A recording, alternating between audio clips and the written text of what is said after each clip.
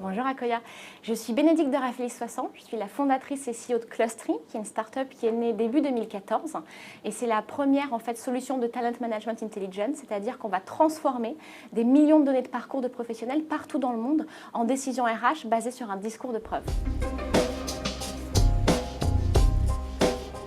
Alors, plein de choses. Alors d'abord, aujourd'hui, on est 25 personnes, on a 12 postes ouverts et je crois qu'à l'époque, on était un peu moins d'une dizaine de personnes.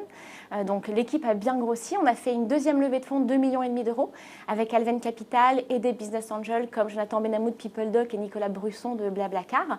On a été élu 2 fois Startup de l'année, dont une fois au salon HR Tech, qui est un salon mondial. On a reçu le prix de l'innovation de l'année par le ministère de l'économie. Et puis, on vient d'être récemment nommé Cool Vendor par Gartner. Donc, pas mal de prix et de reconnaissances. Et puis, on continue notre expansion sur le marché avec de plus en plus de grandes entreprises qui nous font confiance.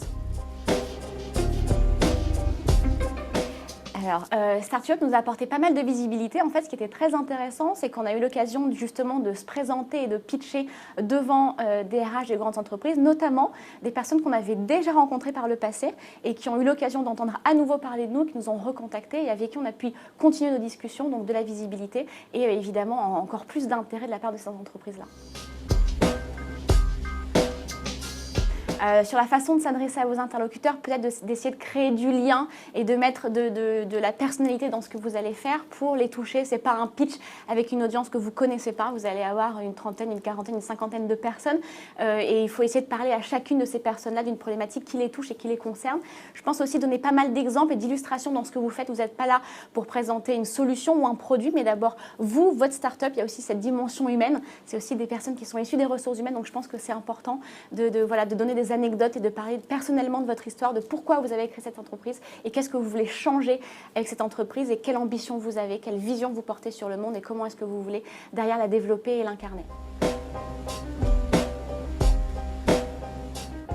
Alors, prochain objectif en 2016, c'est consolider notre position sur le marché français, puisqu'on a déjà plus d'une dizaine de clients dans le CAC 40, mais on veut évidemment continuer à porter la vision de Clustry sur ce marché français.